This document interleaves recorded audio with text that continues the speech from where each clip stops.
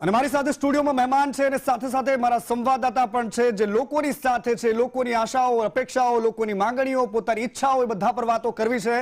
દિવ્યેશ રાજકોટથી મારા સહયોગી જોડાયા છે. દિવ્યેશ, તમારી સાથે કોણ છે અને શું કહેવા માંગી રહ્યા છે લોકો?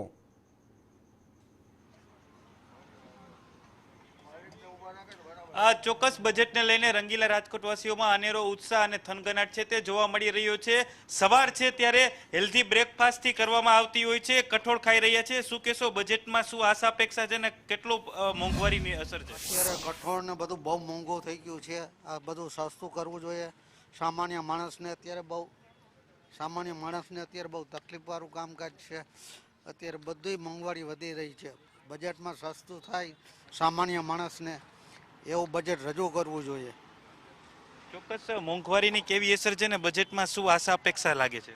મોંઘવારીની અસરની કોઈ વેલ્યુ એવી નથી, એટલો બધો કોઈ પ્રોબ્લેમ નથી. મોંઘવારી કરતાં ઓલ ઓવર અત્યારે ભારત દેશ જે પ્રગતિના માર્ગે જઈ રહ્યો છે એ બહુ સારી રીતે કામ કરી રહ્યો છે. મોંઘવારી એવું નથી કે એકલા ભારતમાં છે, ઓલ ઓવર વર્લ્ડમાં મોંઘવારી છે. અમે લોકો લંડન રહીએ છીએ પણ ત્યાં પણ આટલી જ મોંઘવારી છે. પણ જે ભારતનું અત્યારે progressive point of view Bharat જે તરફ જઈ રહ્યું છે, ઓલ ઓવર વર્લ્ડમાં અત્યારે કોઈ કન્ટ્રી એવો નથી કે જે ભારતની પેરેલલ જઈ રહ્યો છે.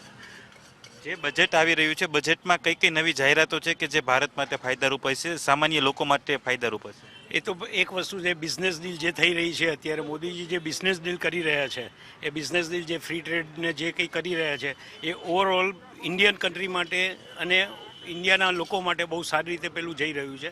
અને ઇન્ડિયામાં અત્યારે એક વસ્તુ છે કે ઓપોર્ચ્યુનિટી બહુ છે અને ઓપોર્ચ્યુનિટીનો તમને લાભ લેતા આવડવો જોઈએ, જે વસ્તુ બીજા કન્ટ્રીની અંદર આટલું નથી. અને ઇન્ડિયાની અંદર દરેક વસ્તુ અત્યારે કોઈ બી નાનો માણસ હોય એ પણ શાંતિથી જીવી શકે છે. ચોક્કસ આ બજેટથી લોકોને આશા છે કે મોંઘવારી છે તે મોંઘવારીમાં રાહત મળે તે પ્રકારની આશા છે તે લોકો સેવી રહ્યા છે. જી કૃષ્ણા.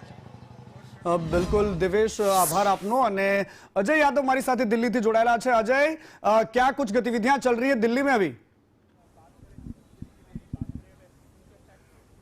अजय देखिए, गतिविधियों की बात करें तो सेकेंड लास्ट विजुअल यहाँ पे अभी विजय चौक मिलने वाला है. उसमें भी आप देख सकते हैं सामने राष्ट्रपति भवन है और पूरा मीडिया कर्मी जो है इंतजार कर रहे हैं कि कब महामहिम राष्ट्रपति से अनुमति लेने के बाद जो वित्त मंत्री हैं संसद भवन पहुंचेंगी. तो किसी भी वक्त राष्ट्रपति भवन से निकल करके सीधे वो संसद भवन जाएंगी. और संसद भवन में भी एक विजुअल है और वहां पे भी एक फोटो शूट होगा. फिर उसके बाद कैबिनेट की मीटिंग होगी और कैबिनेट की तरफ से भी इस बजट को मुहर लगेगी.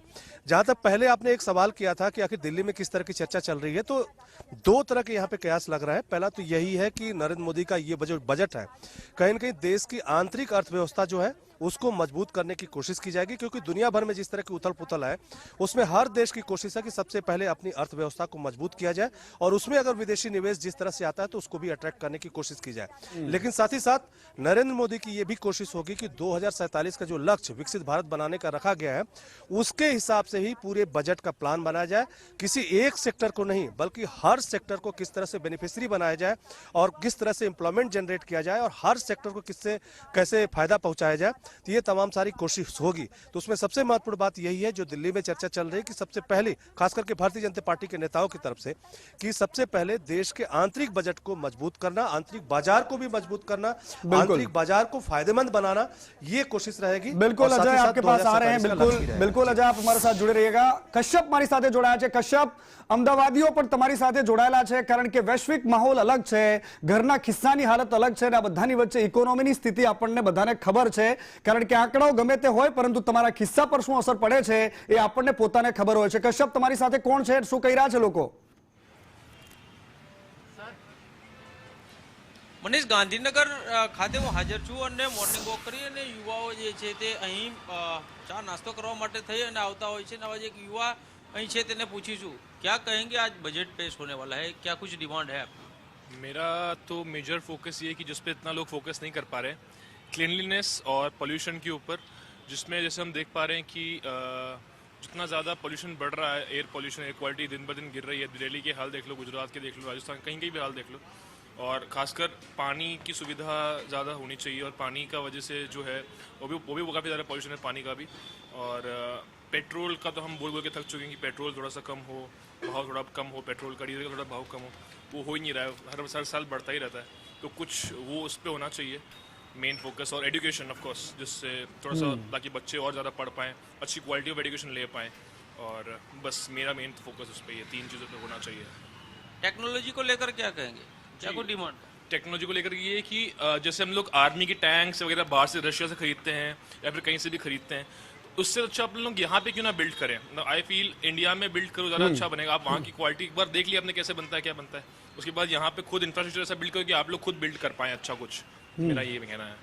તો લોકો જે છે તે પ્રતિક્રિયા આપતા કહી રહ્યા છે કે ટેકનોલોજીમાં વધારો થવો જોઈએ, ક્લીનલીનેસમાં વધારો થવો જોઈએ, અને પ્રદૂષણ હાલ જે વધી રહ્યું છે ને તેના ઉપર કાબુ લાવવા માટે થઈને પણ પ્રયત્નો જે છે તે સરકારે કરવા જોઈએ, અને તેને લઈ અને બજેટમાં કોઈક જોગવાઈઓ કરવામાં આવે તે મુજબની માંગણીઓ છે તે તેમના દ્વારા કરવામાં આવી રહી છે। બિલકુલ કશ્યપ, આપ અમારી